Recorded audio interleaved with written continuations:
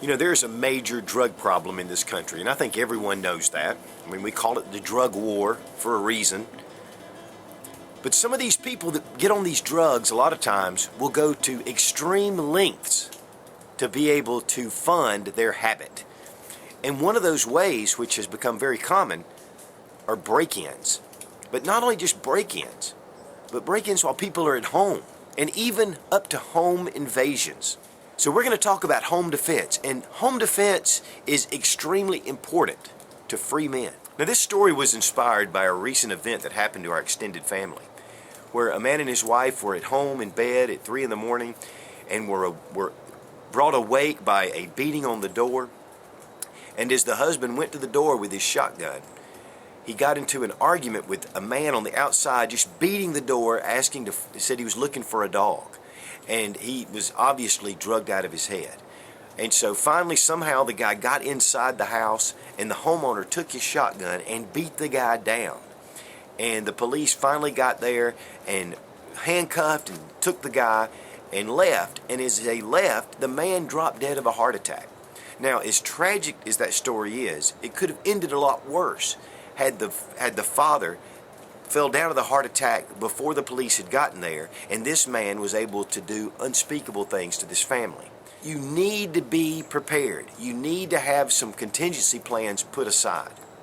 Now, the first and most important thing to do whenever you've heard some kind of noise that you know is way out of line with what goes on normally at night is to call 911. You leave the speaker on, and you leave it on with the operator on the other line.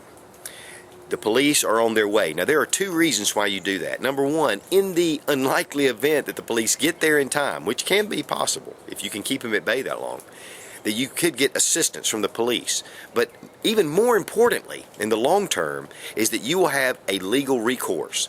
The legalities of a home invasion and you having to use lethal force, having this recorded on 911 is very important. Now, one advantage that we have is our home advantage. And whether it be in sports or in a battle or wherever, having the home advantage is very important on your turf.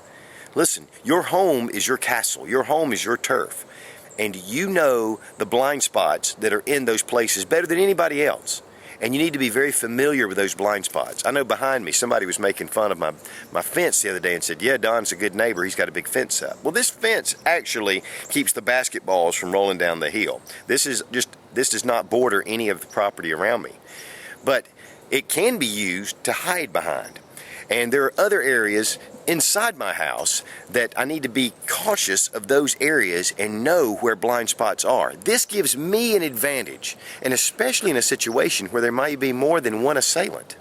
Now, one of the most important elements of home defense to me is not necessarily that you yourself are armed, but that you do not leave your wife and family helpless. You know, if I take the only existing firearm and I go to check out something, a bump in the night, and then something happens to me, then my family is at the mercy of whoever's trying to enter the house. So first off, it's very important for you to plan with your family what could happen. Now, of course, you don't want to scare to death anybody, but you need to be realistic. And your wife needs to have the means to defend herself if something were to happen to you. That is vitally important. Now, as far as for my wife, she has a 12-gauge shotgun that I leave in the bedroom along with a flashlight. Now, the shotgun is one of the most important home defense tools there are. It's one of the most effective. What I've done is I've kept the 12-gauge in the bedroom with my wife along with a really good flashlight. And this flashlight is a Maglite C-cell, which this can also be used as a weapon. These things are with the batteries in it. This makes a really good weapon or self-defense weapon if you need it. But this is also a good tool to have in your bedroom in case you're caught unawares. Another thing that I would leave behind is a really good med kit. And this is the Fight Maxpedition Med Kit, and I did a review on this with the contents, and you might want to check that out. But this is a great thing to have set aside in case you really need some medical assistance or someone in your family. Secondly, another plan that you need to consider is with your neighbors.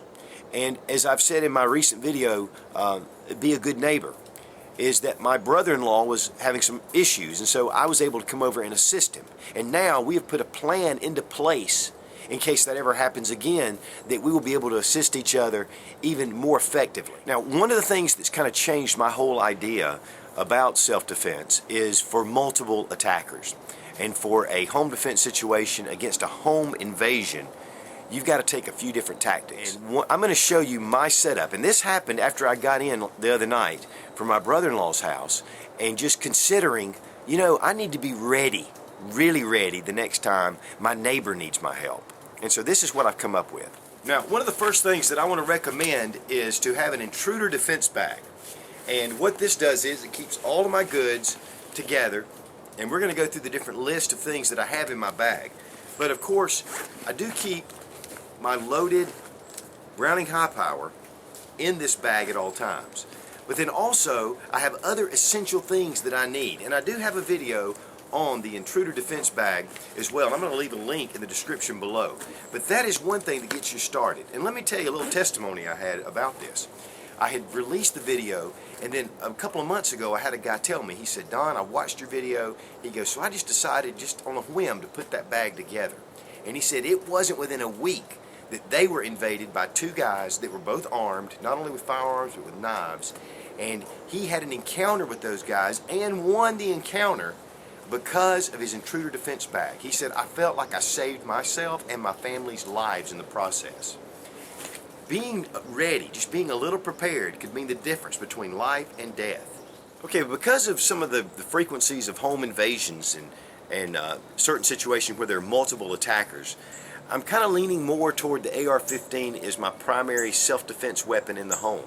And some of you are saying, whoa, whoa, whoa, over-penetration. Well, for one thing, 223 is not going to penetrate too far. Number two, I like to go with 40 grain Federal, and it used to be the Blitz, but it's the P223V round. It's a 40 grain bullet.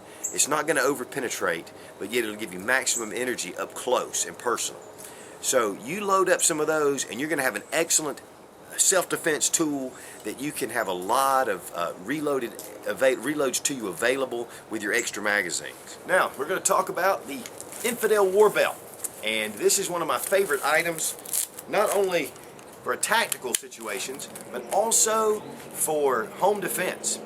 And what I did was, I had this belt on one day, and I was wearing it all day, and I called Robert down at US Grunt Gear, who makes these belts. And I said, Robert, I really want to plan a great video set. What do you recommend as a loadout? And I told him what I was wanting to do. And so I'm going to show you each of the features now I have this set up. But this is an excellent way just to strap this on, and then you can go. The first thing I want to demonstrate is how this thing attaches, and it keeps it really secure. But this is a military-grade Velcro belt underneath. This belt comes all the way off and can be put through your belt loops, and this slid over as well.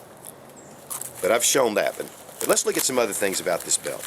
And this is one of the things I really love, is this dual pouch is open with these magazine pouches in the front. So I can put my AR-15 magazines here, I put a pistol mag here, and a light here. And this is a great option right here, right at my fingertips. Have a little Maxpedition roly-poly dump pouch here to catch my magazines. And then I have another US Grunt Gear pouch that I have just a single magazine in. Now all these are open and they come out. They're retained very well. On the back here, I have a multi-zipper MOLLE pouch that's also put out by US Grunt Gear. Excellent system with MOLLE webbing on the front.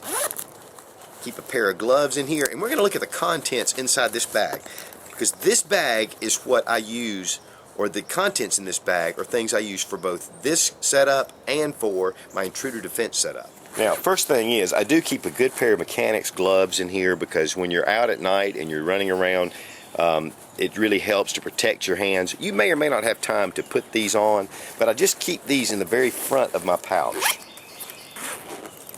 Now this dual zipper, that way you can open it from any angle, as you can see here.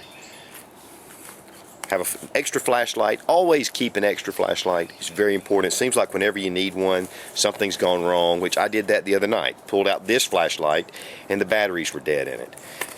I do also keep a headlamp in case I need a hands-free problem I need to deal with. Med kit, and also have some extra padding gauze here in case of an injury of some sort. I do have well, this is a Kershaw Skyline, but I have a nice pocket knife in here, some paracord, and I keep a pair of binoculars. And I'll tell you something about binoculars. Even in the dark, they pull in light, and you can see better with a pair of binoculars than you can with your naked eye, even in the dark. But those are just some things that I kind of keep together here. One thing that I will strap on to this system, and I keep it handy, is some pepper spray. And this is actually a big can of Grizzly Assault Spray. But I keep this handy for a non-lethal type situation, which can occur, and you've got to be careful. And so this is a good way to handle that kind of thing. Or a taser or something like that, a stun gun that is really a professional grade, not one of these little toys, novelty toys, but something that'll really do the job. And last but not least, I have my Glock 17 and a UM84 holster. This goes together well. I do have a Serpa that I've ordered. I'm going to replace with this, even though I really like this setup. But and I'm going to continue to be using the UM84. This is a great padded holster that really protects your gun. Now, in my Intruder Defense Bag review, I had one guy that was really wanting to do a setup with a vest and with a trauma plate in the front, and set up an assault vest with all the things that he would need in a Intruder Defense Bag situation. So that is also another option to think about. Now, of course, laws are different in different states and in different countries. The Castle Doctrine is very strong here in this area, and you can defend your property. But there are some states where you can only defend the inside of your house, and in fact, you have to get to the farthest room, lock the door, get in a corner, and holler out all kind of different things. And that's, you have to decide what's best for your family, and you need to follow your local laws. And those that you can't live by, you need to press to have them changed in your local area. Self-defense is a basic human right, and property rights are also basic human rights. So we need to be able to protect and defend our property as well as our lives. Now, if you have any additions to this, I would love for you to leave it down in the comments below. I always like to see, I always learn a lot from you guys. But if you have some things that you'd like to add to it, please do. People read through the comments, any video responses, of course. But be ready for anything to defend your home. It doesn't take a whole lot to prepare yourself in case there is some kind of situation at home. And that little planning could be the difference between life and death. And as always, thanks for watching. Please subscribe for more fun gun reviews and sensible survival. God bless America. Long live the Republic. Okay, you dirty rat. You're the one that shot my brother, you see? So now I'm gonna shoot you, you see? You dirty rat.